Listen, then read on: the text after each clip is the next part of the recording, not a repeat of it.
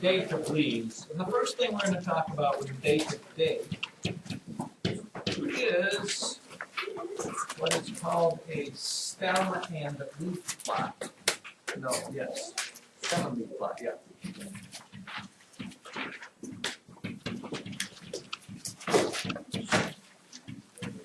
Not to be confused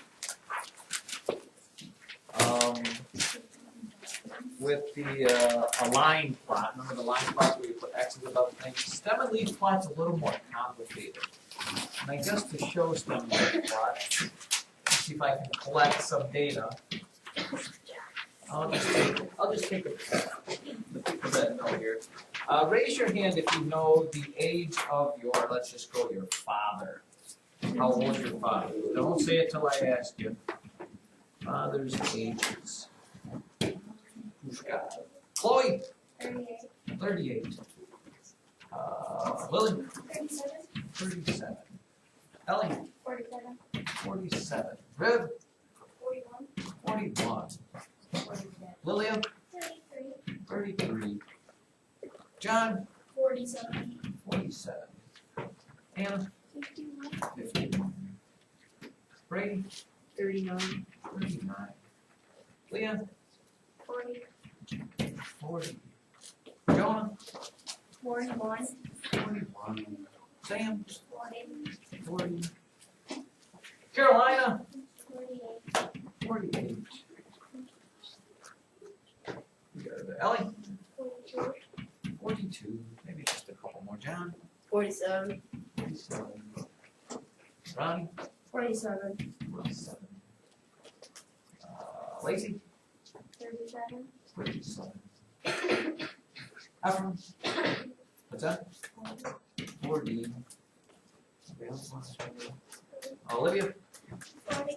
40. Okay. Let's just, and it doesn't matter. This is just to give me some data here. Like we said before, okay, make these a little smaller so I have a little more room here. Data in its raw form is kind of confusing and it's not organized. Now, one way we learned before was that line plot. Remember the line plot is where you had all the numbers and you put X above it? Stem and leaf plot is another way to do it. Another way to organize these numbers. And what you have is this. You start off with your stem on the left side. Kind of draw a line like this. Write the word leaf over here. Okay. The leaf is always the last digit of the number. And the stem, you know, I guess you think of a plant where you have a stem and then leaves branch off of it. The stem are all the digits in front of the last number. And it's nice because your parents, your parents are all in the 30s and the 40s. Oh, there's a 50 there.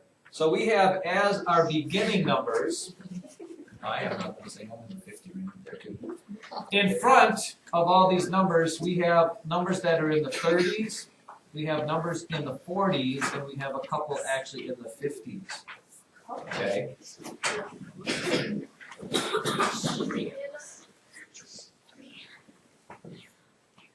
And then the leaf part is the digit that comes after it. So, and you want to do these in order. Let's just start off one because I think that makes it a little more clear. If I'm putting the number 47 in there, here's my 40, and I'm just going to put the 7 over here. And I put it over here because if I have 6s, 5s, 4s, 3s, 2s, 1s, and 0s, they have to go in front of the 7. So there's a 47. A 38 is a 3 with an 8. A 37, you put a 7 in front of the 8. We already have the 30. A 47, that's a second 47, so we put another 7 over there. I'm going to circle these when I do them. 41, I'll put it here in case I have some 40s, I can put some zeros there. A 33, we'll put that guy right about there. A 51, he'll go right there. A 39 comes over here, past the 8. A 40, a 41, another 40. I probably should have left a couple more zeros there. Looks like a lot of recurrence right in that 38, 39, 40 range. 48, that's kind of over here. 42, right about there. Another 47, another 47, a 37, another 40, put another 1 there and make this a 0, and a last. So that would pretty much be our stem and leaf plot there. Now remember, if it was a line plot, these would all be x's above their numbers. Now once it's organized there, you can quickly see what the smallest number is, which is 33. You can see the biggest number, which is 51. You can see which number, remember the mode, what number appears the most. What would be the mode in these numbers, just by looking at this? Leah? 40 and? 147. So there's both. There's 4 40s and 4 47s. So stem and leaf plot, it's pretty easy to see. It's a little more complicated, but it's probably quicker to do than a line plot. Because in a line plot, remember you had to list all the numbers. You had to go 30, 31, 32, 33, and then you put an X above, 31, 32, 33. You put an X for 33, and then you put an X above this, and it takes a long time. This is probably a quicker way to organize all of your data. So that's one thing they talked about with data. And if you want to actually look in your book on page 453, page 453.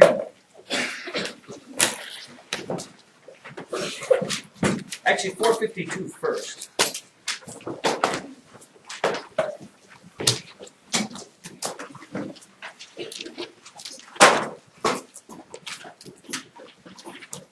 In the middle of page 452, are you on page 452? In the middle of page 452, you see a stem and leaf plot they have there. And this is actually, I think it's the weight of turkeys. It's probably supposed to be around Thanksgiving time there. If I asked you to read, you see where it says stem and leaf there, if I asked you to read the weight of the turkeys, you should be able to look at that stem and leaf plot and tell me what those weights are. For example, the smallest weight of that turkey would be how many pounds? Olivia? 11. Right, 11 pounds, because you have the stem at the beginning number and the leaf the last one. What is the heaviest turkey there, Ellie Stewart? 23. 23. What would be the mode of the turkeys? Which weights appear the most, River? 20 and 16. Correct. 20 and 16. They both happen twice. There's not a lot there, but that would be. Now, skip over to the next page there. So we are going to jump down to, we might even flip a couple pages there. Turn to page 454, because we've already done some stuff with bar graphs and line graphs. Want to do something with a couple pictographs there. I'm not sure how much we've done with it, but remember, when you look at a pictograph, like you see at the top of page 454, what do you need to figure out first? What is the first thing? As I look at that, the title of the graph is favorite sandwich, right? So it's just about sandwiches there. What do I need to figure out first, Carolina? What's that?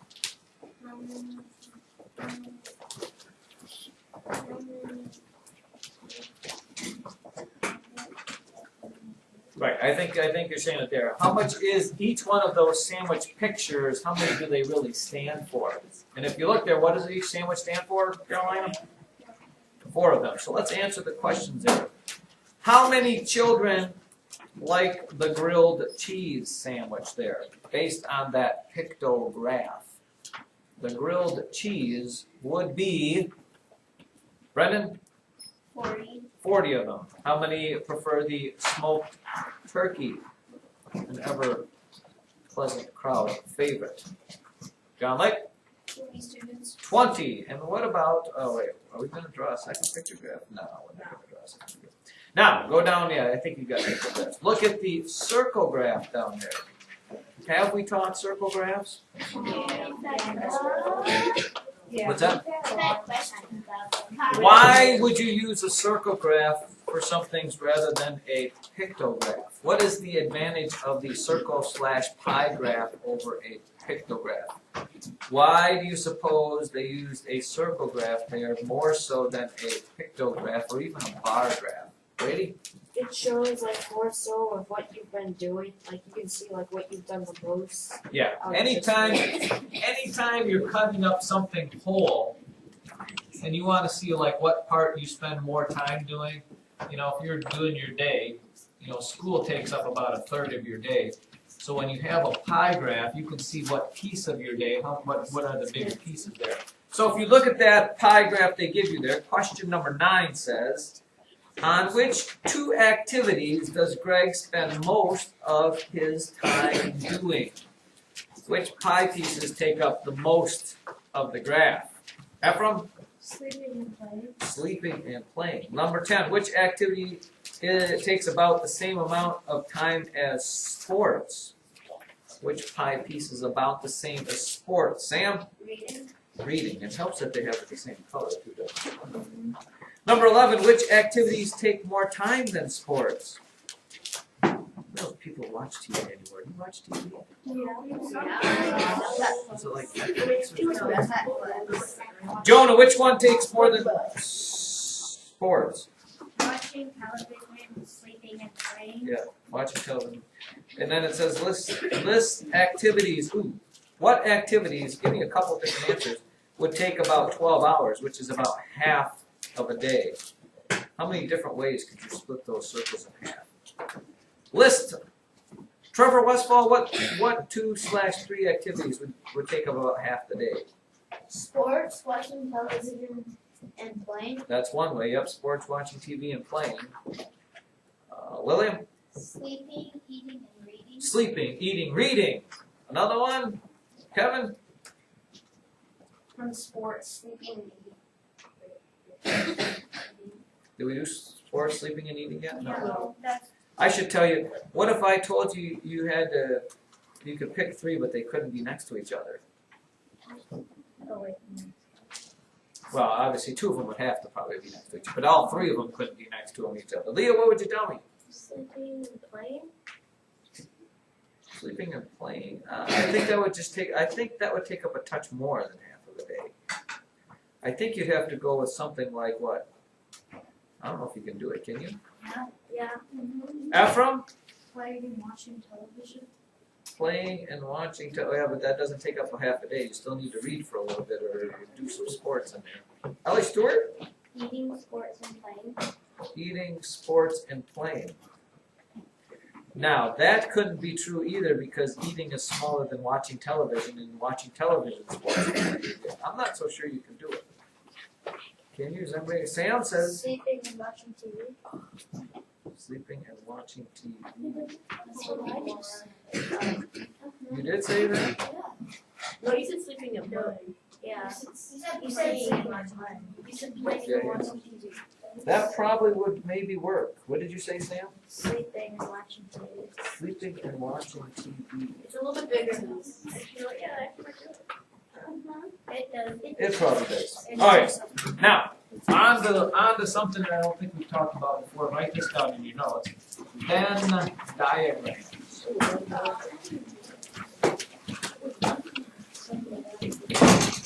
This one we do need to write down a little bit.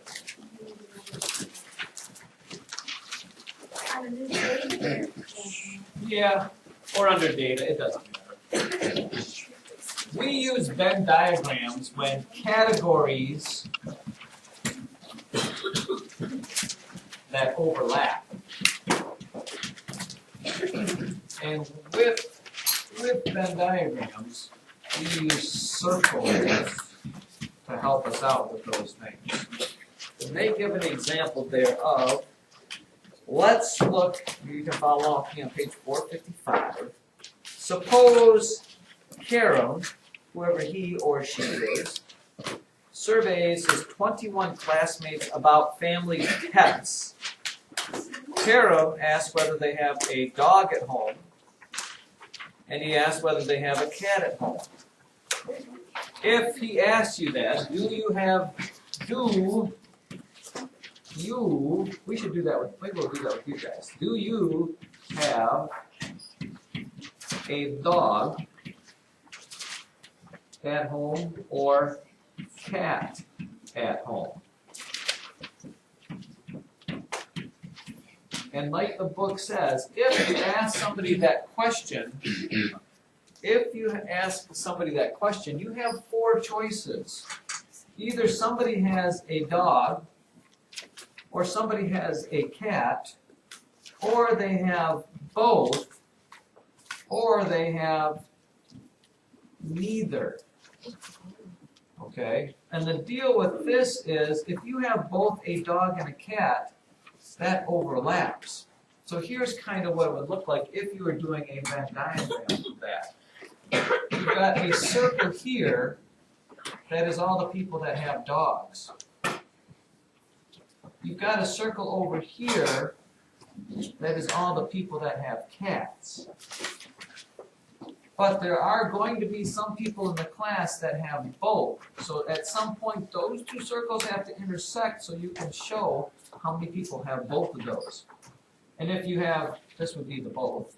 And if you have neither of those, you're just outside the circle altogether. So let's do that here. Let's make a little table. Dogs, cats, both, neither. And we'll do a little survey of you people. So as I go around, you tell me if you have both, neither, dog, or cat. You have to fit in those categories, I think, at some point there. Kev, you got any of those? Nothing. That's all I need to know. Ellie? Both. Ephraim? Dog. Dog, no cats, huh? Both? And? Both? Dog. Dog? Dog?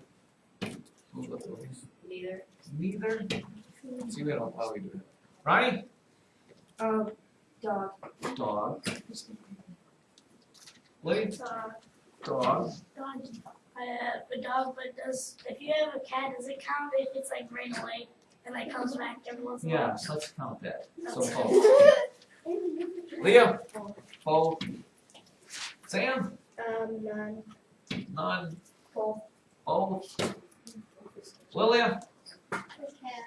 Oh, there's a cat person. I knew that. Griff? Griff, you got both? Boom. John? Both. Chloe? A dog. Boom. Kate? Both.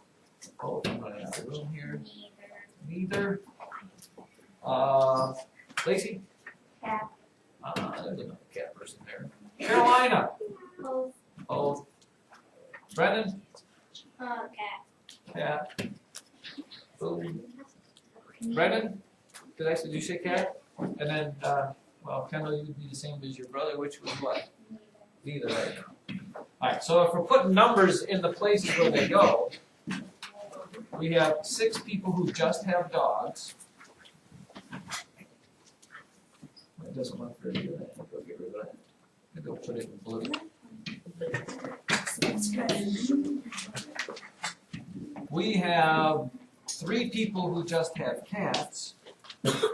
We have 10 people who have both. And we have 5 people that are out here who have neither. Okay? But when you see that Venn diagram, you have to be careful, because if I asked you how many people have dogs, you can't just say 6, because these people that have both also have dogs. So you have to say 16 people in here have dogs. Or if I asked you how many people have cats, you can't just say 3. You have to say, well, that's both, so everybody has 13 there. So if you look at the ones that they give us, look in the book there, look at the very last Venn diagram. How many of those people don't have dogs or cats? Chloe? 6. How many people have cats? cats, Sam? 8, 8. How many people have dogs, Ellie? 12. 12. How many people have both? 5. Wait, I wonder if that's the same ratio we have. Can you tell, how many total people do they have in their class? Looks like 21, right? 12 and 9 is 21. How many did we have? 24, right? Is the breakdown pretty close to ours? It is, isn't it? Yeah, Yeah. Well, no, because they had, more people had dogs. Look at, they only have 3 cats. We have I 10. won't tell you my dogs and cats. I don't like them. Yeah. Yeah, I don't really like Sure. Turn the page. One more flip of page there, 456.